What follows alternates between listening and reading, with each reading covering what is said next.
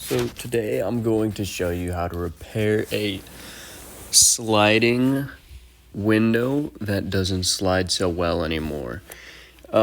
Chances are your vehicle, if it has a sliding window, is probably older than 10 years, because as of recent years, almost no sliding windows have been available on any vehicle. But what you're going to want to do there is get a pick tool and open up your window. After you do that, you're going to want to pick at any dirt and whatnot. Get out all the dirt, all the grime.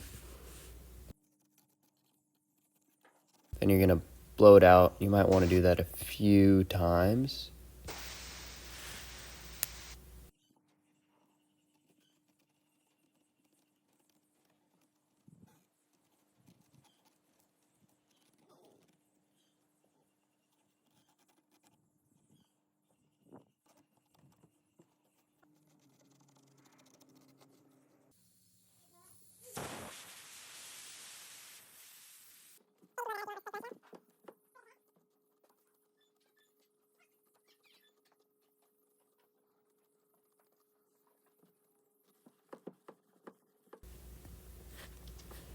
After doing all that, what you're going to want to do is get some dry lube and spray that in all the cracks and crevices.